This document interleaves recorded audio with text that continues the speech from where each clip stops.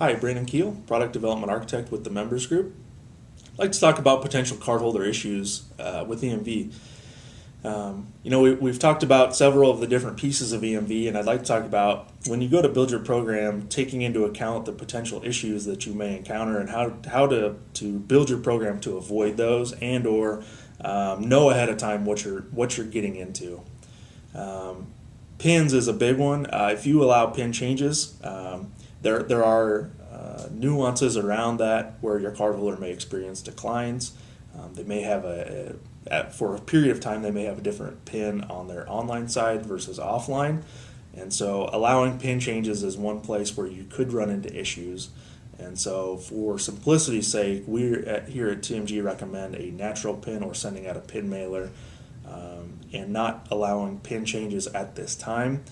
I think in the future that PIN functionality will expand and it will become easier and there will be less headaches with it. But to start off with, to keep it simple for both you and your cardholders, we recommend a natural PIN.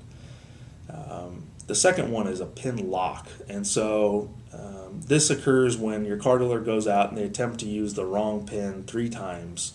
And it's not necessarily 3 times within a 24-hour period. It could just be 3 times over a period of time. When they use that wrong pin 3 times, the pin is going to lock, and that's going to happen on the chip itself. When that happens, the only way that they can unlock that chip to allow pin transactions is to call into the customer center and talk to a rep and have them unlock that pin for them. And so this is very important to note because you may have cardholders out there. The terminal is going to ask them for a pin, but yet they may be entering the right pin, but the pin is locked, and so that's going to cause their card to decline. So as you think about pins, this is something to think about. You could run into these pin lock situations. Offline is another scenario where you can have some issues. Like we talked about, you could potentially have a different pin in the offline world versus online. That offline chip, because it has to verify with the terminal that both you are the correct cardholder and that there is a balance and or transaction available to make, if they're, say, traveling overseas and they're only using this card at offline merchants like train stations or unattended terminals, they can only use that card at those unattended or offline terminals so many times before it's going to force them to go back online. And that can be a little bit confusing for a cardholder. They may run into where their card is just declined because the chip has said you've done too many transactions offline, you need to go online. And telling a cardholder how to go do an online transaction is difficult because merchants don't readily disclose whether they are online or offline. So something to think about as you run an offline program.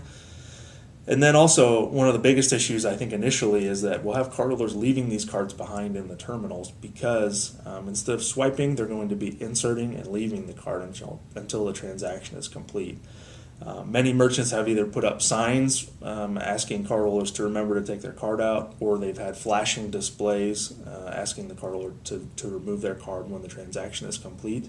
But just like the early days of ATM, I think we'll see a lot of cardholders leaving their card on the machine as they're just not used to the new process and they're used to that swipe and not leaving the card in the machine.